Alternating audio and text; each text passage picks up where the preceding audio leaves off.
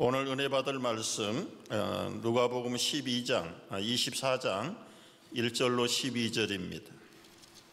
누가복음 24장 12절로 24절 찾으시고 이제 낭독자가 낭독하겠습니다.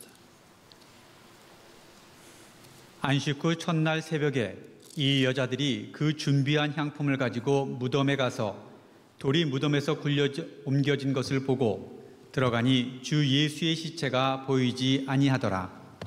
이로 인하여 근심할 때에 문득 찬란한 옷을 입은 두 사람이 곁에 섰는지라. 여자들이 두려워 얼굴을 땅에 대니 두 사람이 이르되 어찌하여 살아있는 자를 죽은 자 가운데서 찾느냐? 여기 계시지 않고 살아나셨느니라. 갈릴리에 계실 때에 너희에게 어떻게 말씀하셨는지를 기억하라.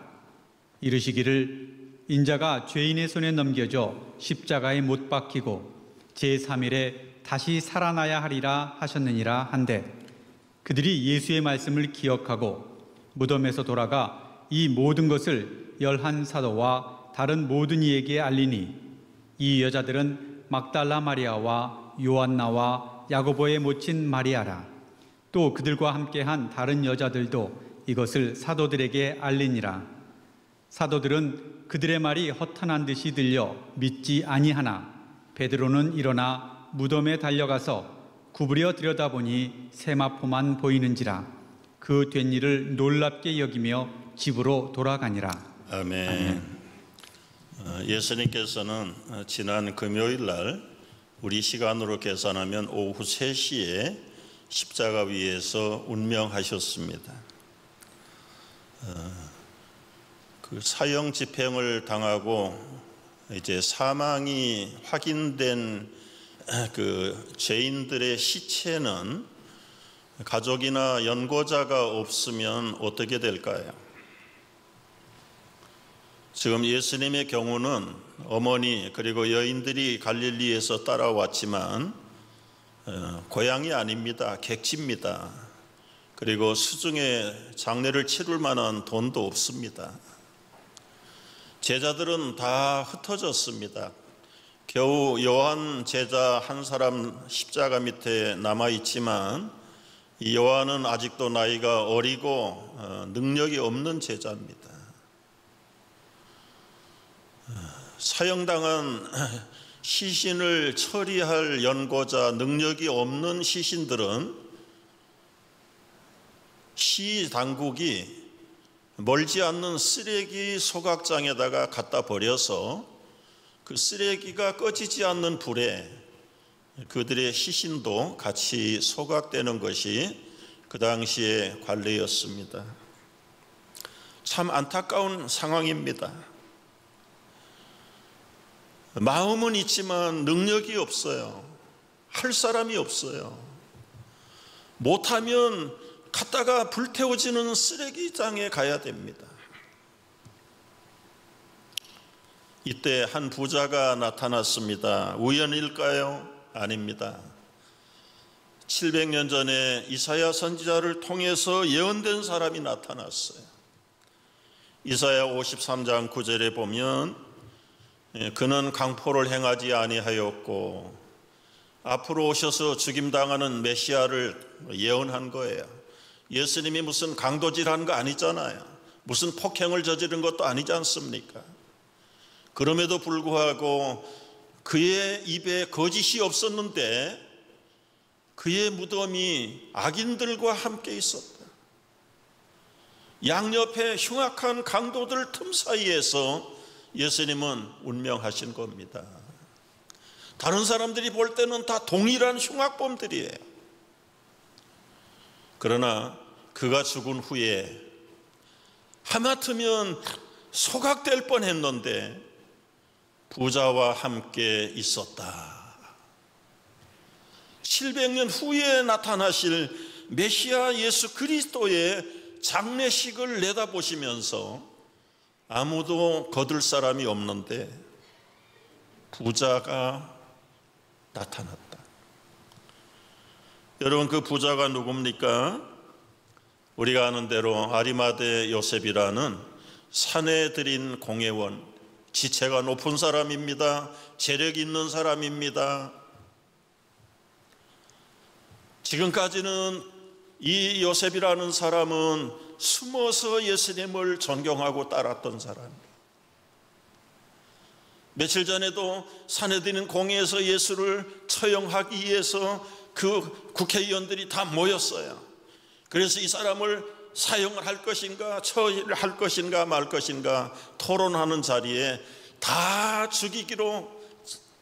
그런데 한 사람 아리마대 요셉 공회의원이 손들고 일어나서 말했어요.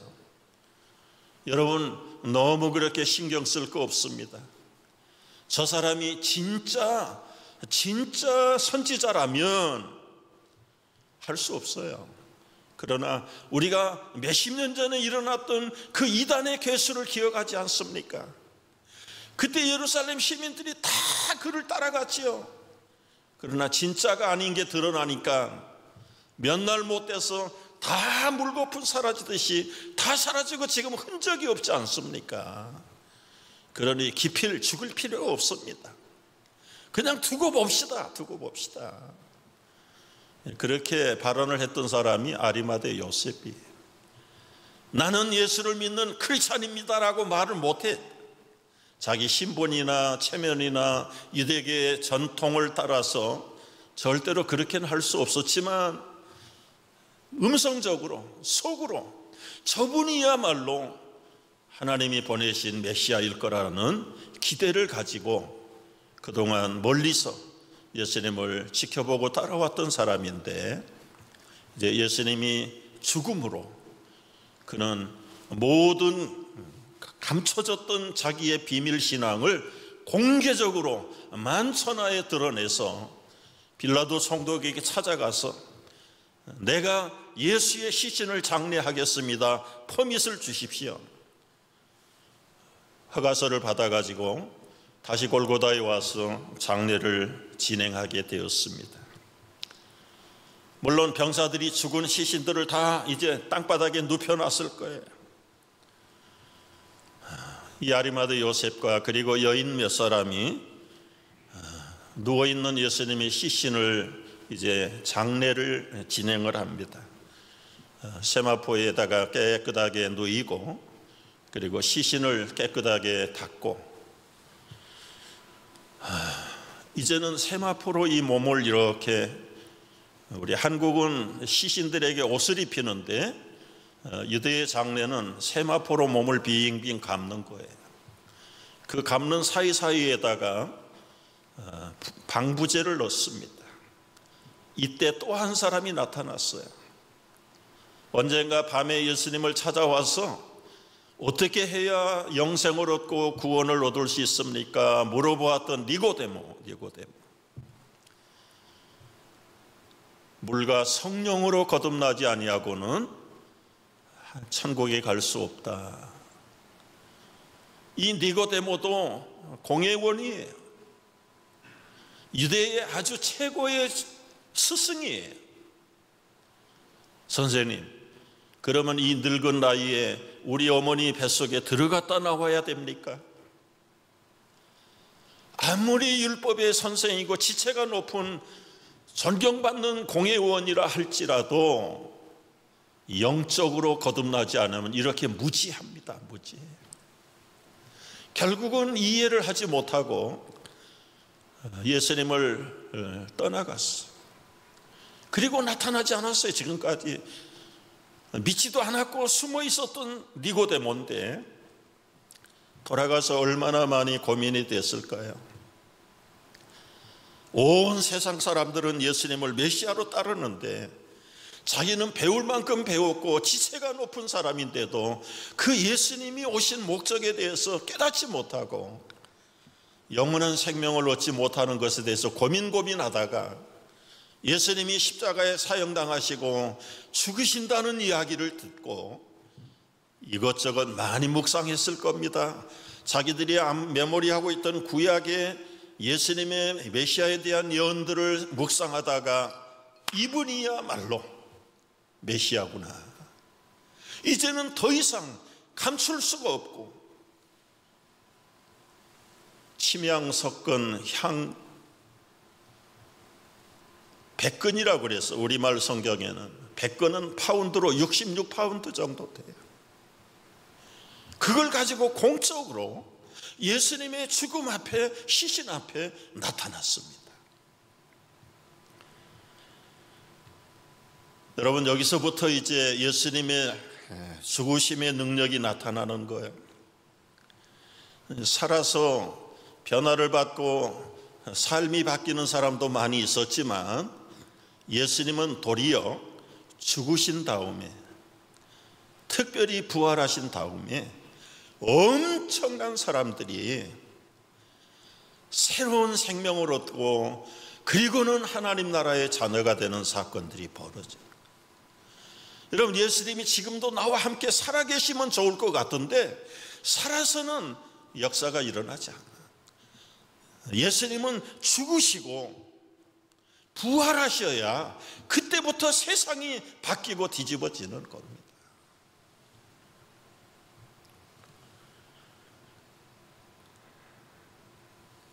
그렇게 예수님의 시신을 세마포로 꽁꽁 싸가지고 아리마대 요셉이 자기가 묻힐 동굴 무덤에 예수님의 시신을 안치했어요. 여러분, 그림에서 보는 대로 이제는 큰 바위돌을 가지고 문을 막아버렸습니다. 그리고 거기다가 사인을 해가지고 완전 임봉을 했다. 임봉. 그리고 특수 경비대를 세워가지고 적어도 3일 동안은 그 예수님의 무덤을 철저하게 지키도록 산헤드린 공회에서 특별 지시를 했고 특별 경비대를 파견한 거예요. 그 무덤을 지킨 이유가 뭘까요?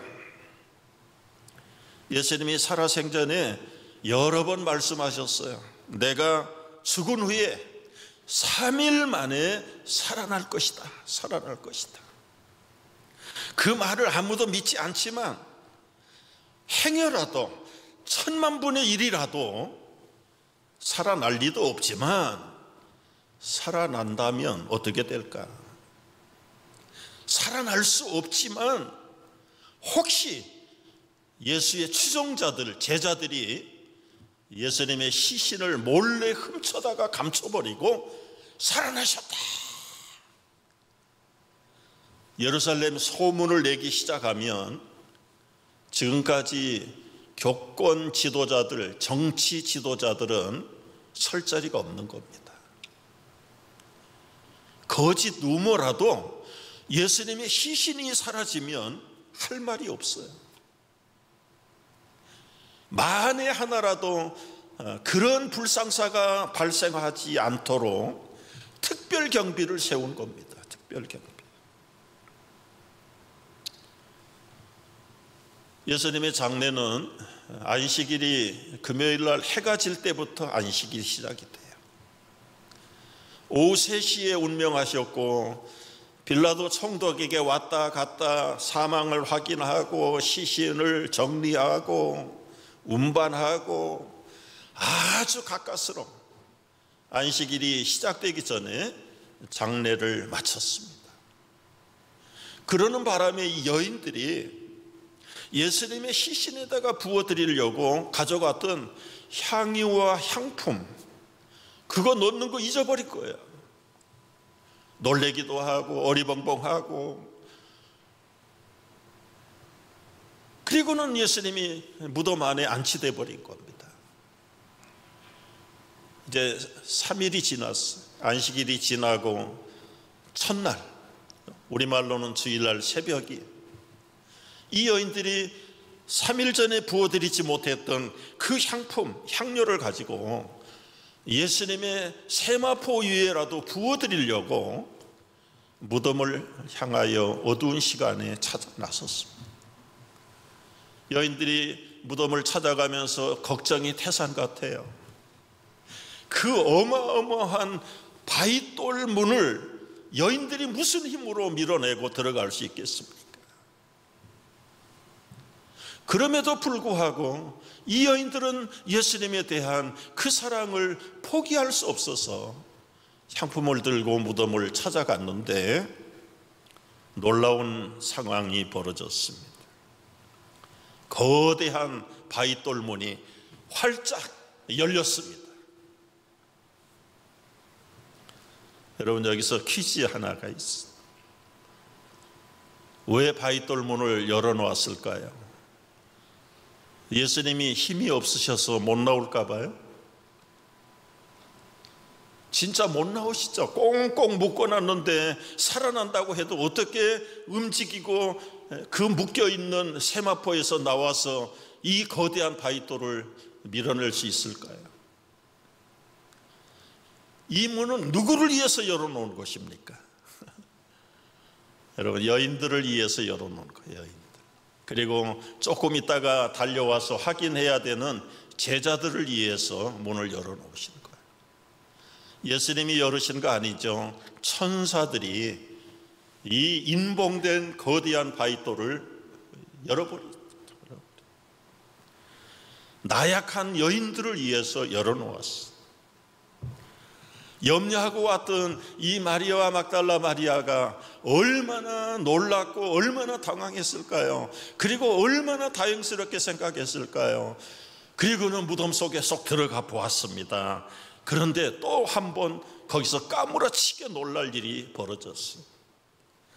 예수님의 시신이 안치되어 있는 그 자리에 시신이 없는 겁니다. 그리고는 그 세마포만 그 자리에 남아있는 거예요. 네, 방송실 사인이 맞아야죠. 그리고는 흰 옷을 입고 눈이 부신, 처음에는 동산직인 줄 알았어. 무덤 관리인인 줄 알았어.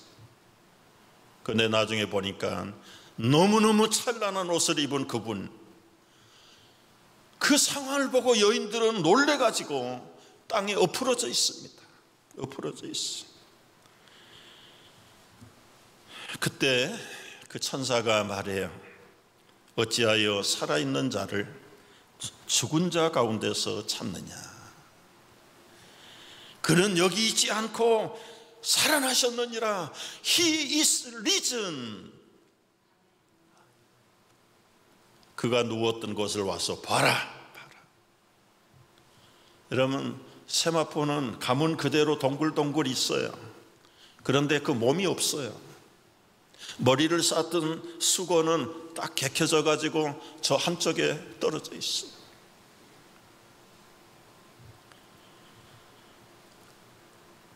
너무 놀래가지고 이 여인들이 달려가서 제자들이 모여있는 곳에 갔습니다. 여러분 큰일 났어요. 큰일 났어요. 예수님의 무덤에 시신이 없어요. 시신이 없어요. 베드로, 요한이 여인들을 따라서 그 무덤으로 왔어. 그리고는 무덤에 들어가 보니까 지금 보인 그대로예요. 세마포는 놓였고 머리 쌓던 수건은 세마포와 함께 놓이지 않고 딴 곳에 따로 놓여 있더라. 요한복음 20장에 분명히 기록을 해놨어.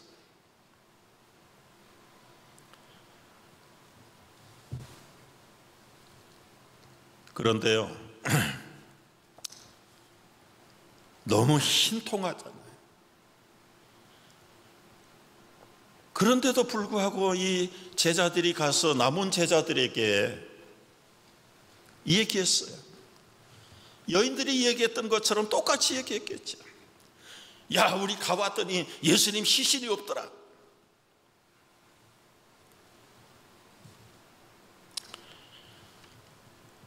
제자들이 허탄한 말로 들었다. 허탄한 11절의 말씀을 보면은 사도들이 그들의 말이 허탄한 듯이 들려 믿지 않았다. 베드로도 안 믿고 남은 제자들도 안 믿고 여인들도 어리둥절해가지고 긴가민가하고. 여러분, 오늘날 많은 사람들이, 아니 99%의 사람들이 예수님이 살아나셨다 허탄한 소리로 여깁니다. 허탄한 소리.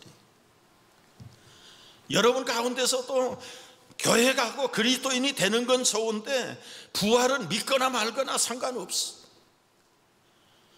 그저 착하게 살고 가정평화, 자녀들 교육에 좋다니까. 행여라도 나중에 천국이 있으면 천국은 갈 것이고 없으면 그만이고, 부활에 대해서 그렇게 믿는 사람이 거의 없다. 없어. 말로는 믿습니다 말하지만 그 삶이 부활이 있는 것처럼 살지 않아요.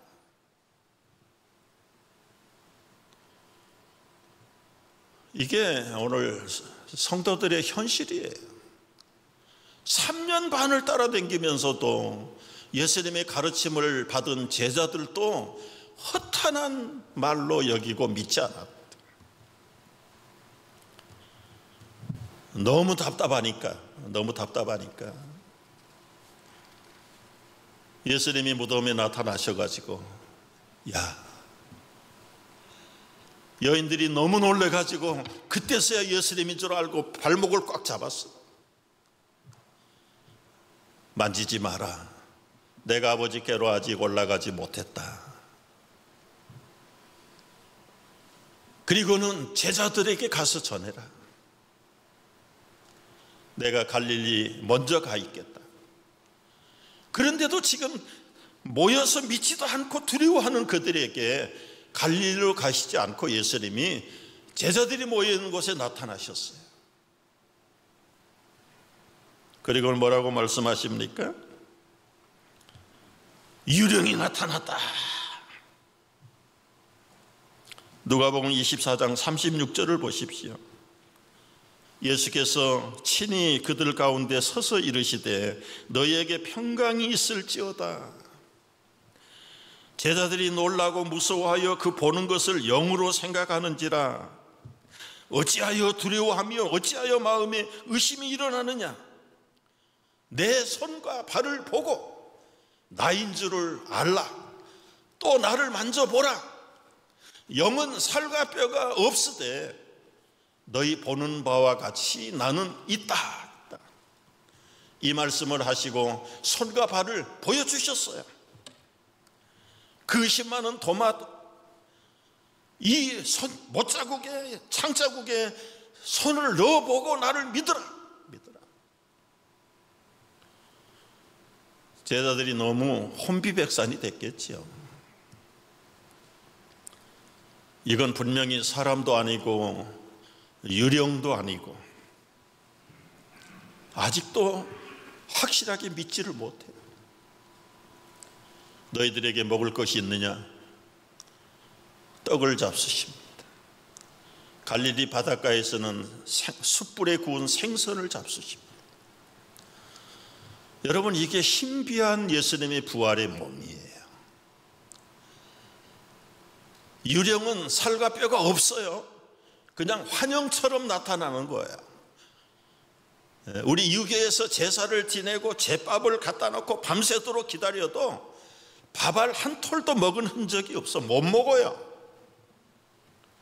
그런데 예수님은 떡도 드시고 생선도 드시고 만져보라고 그러기도 하시면서 문을 열어주지 않는데도 통과하시고, 그리고 갈릴리에 먼저 가서 기다리세요.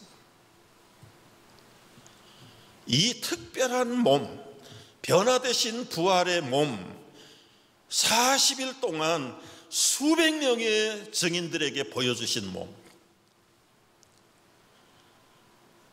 환영처럼 보여주는 거 아니에요. 유령처럼 나타나는 게 아니에요.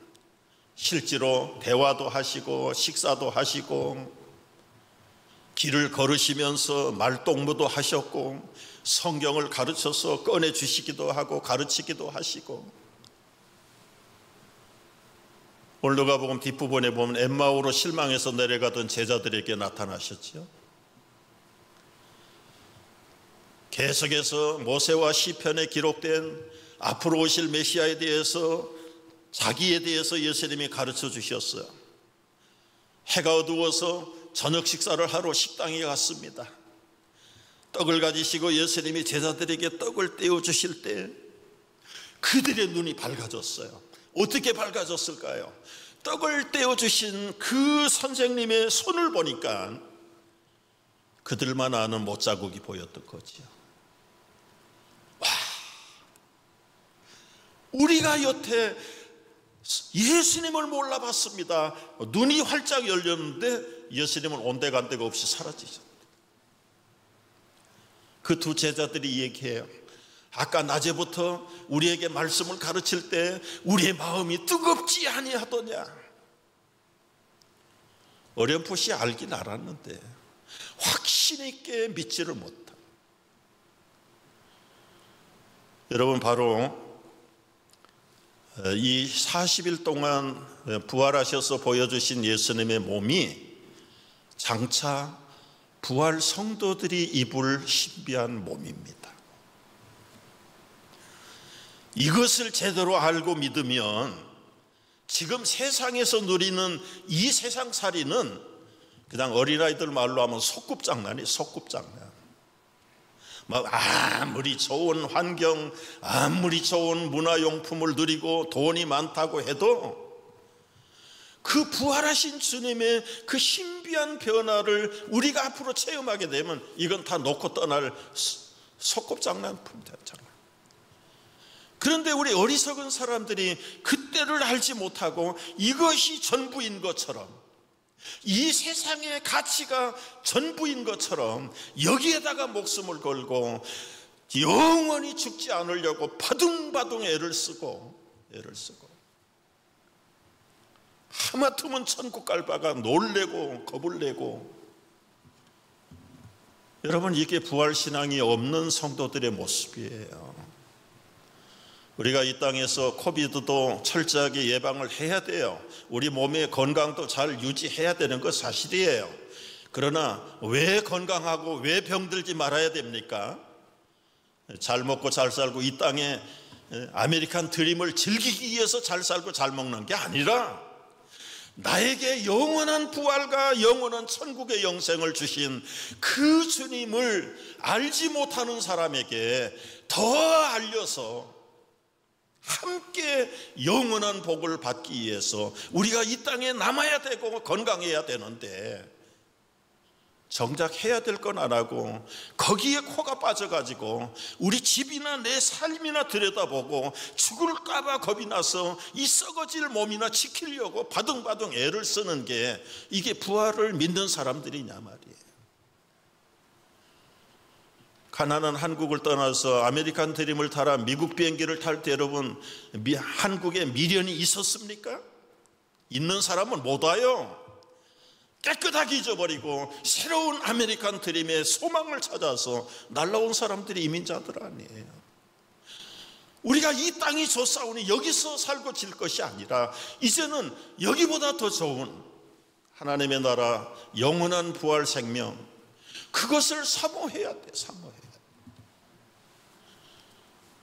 그래도 허탄한 마음을 가지고 안 믿는 사람, 못 믿는 사람들이 있을 거야. 도대체 사람이 죽으면 어떻게 살아나? 그래서 화장 장례는 지금은 많이 계몽이 돼서 그렇게 두려워하지 않습니다. 근데 몇십 년전만 해도 한국 성도들은 화장하면 나중에 부활할 때 몸이 없어서 부활 못한다고 믿었기 때문에 화장 장례는 안 했어요. 그러면 여러분, 땅에다 묻으면 100년 가면 그대로 있습니까? 초대교회 때 사자들 밥이 돼서 형체가 없어져 버린 우리 초대교회 선배 순교자들은 몸이 어디에 있어요? 없어요. 전쟁터에 가서 포탄이 맞아서 산화돼 버린 크리스찬 병사들은 나중에 부활할 때 어떻게 부활할 겁니까?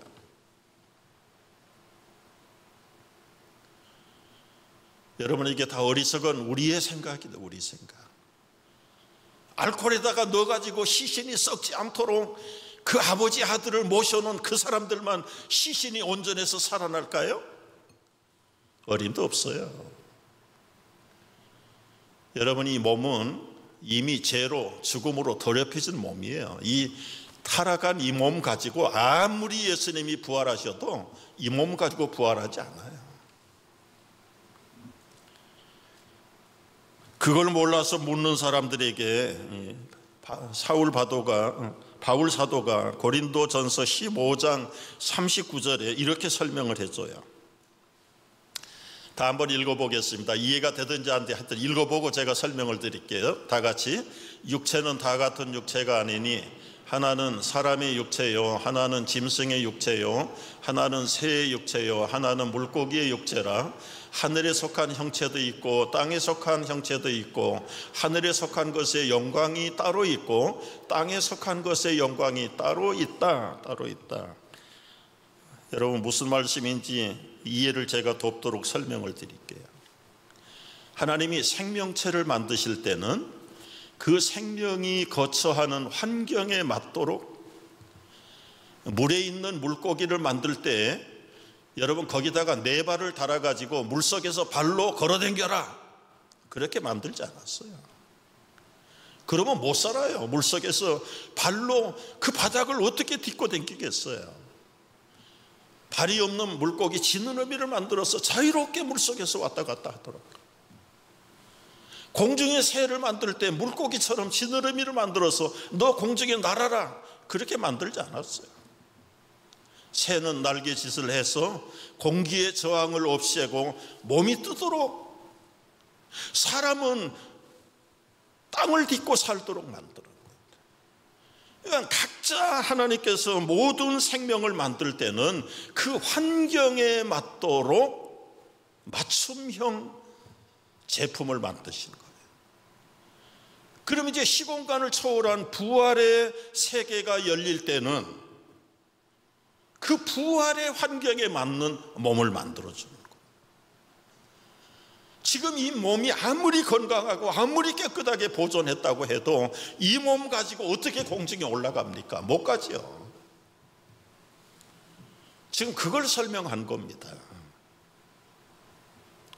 고린도전서 15장 52절 53절 보라, 한번 같이 읽어보겠습니다.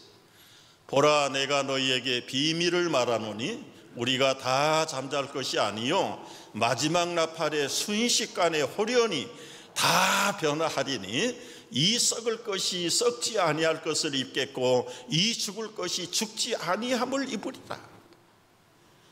예수님이 지금 공중에 재림하시면 땅에 살아있는 성도들이 새로운 몸으로 변화돼서 공중에 주님을 영접하는 거예요.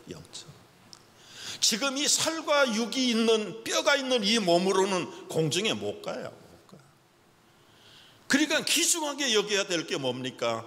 이 살과 뼈를 귀중하게 여기지 말고 이 안에 새로운 생명을 주신 예수의 생명을 귀중하게 붙잡아야 된다 그 말이죠. 깨달으면 아멘 하십시오.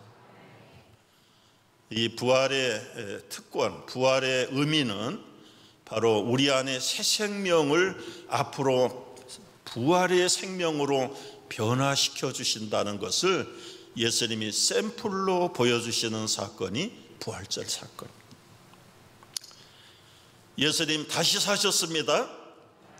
예수의 부활은 누구의 부활이라? 나의 부활입니다. 믿으십니까? 예수의 부활, 나의 부활입니다.